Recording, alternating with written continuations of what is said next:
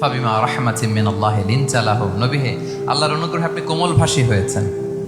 তাহলে কোমল ভাষী, কোমল হৃদয়ের হওয়া, সফট হার্টেড হওয়া, দয়াদ্র চিত্তের হওয়া, এটা অন্যতম একটা লিডারশিপ ট্রেট। এত দয়াদ্র ছিলেন, আল্লাহ তাআলা বলছেন ফালাআল্লাকা বাখিউন নাফসাকা আলা আসারিহিম ইল্লাম ইউমিনু বিহাযাল হাদীসি আসাফা।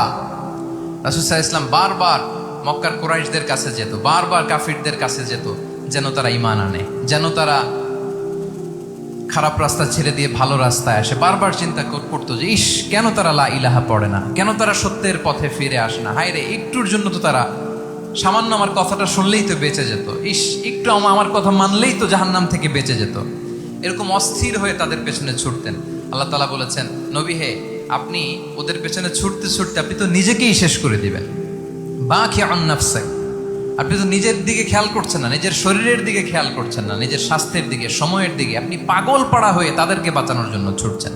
তাহলে কতটা দয়াদ্র কোমল হৃদয়ের অধিকারী হলে যে কাফেররা রাসূল সাল্লাল্লাহু আলাইহি ওয়াসাল্লামকে ফিজিক্যালি, মেন্টালি এমন কোনো টর্চার নেই, করে নাই, তাদের পিছনে পিছনে ছুটতেন তিনি। হায় রে, একটু যদি ইমানের রাস্তায় আনা যায়, কোনোভাবে যদি তাদেরকে বুঝিয়ে কনভিন্স করা যায়, তাহলে কম্প্যাশনেট, দয়ালু হওয়া, এটা নেতৃত্বের অন্যতম একটা গুণ। আপনার হৃদয়ে দয়া থাকতে হবে, মায়া থাকতে হবে সবার জন্য, কারণ নেতা তিনি তো সবার।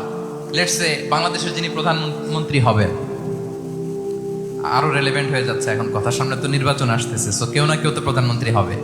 তো উনি যখন প্রধানমন্ত্রী হবে, ধরেন উনি কি শুধু ওনার দলের প্রধানমন্ত্রী হবেন?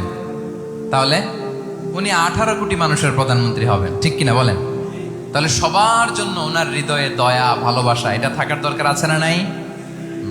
তিনি সবার প্রতি কোমল হৃদয়ের হইতে হবে, দয়াদ্র হইতে হবে। প্রধানমন্ত্রী উনি শুধু নিজ দলের প্রধানমন্ত্রী নন, 18 কোটি মানুষের প্রধানমন্ত্রী। তাহলে সফট হার্টেড হইতে হবে। রাসূল সাল্লাল্লাহু আলাইহি ওয়াসাল্লামের মধ্যে এটা ছিল।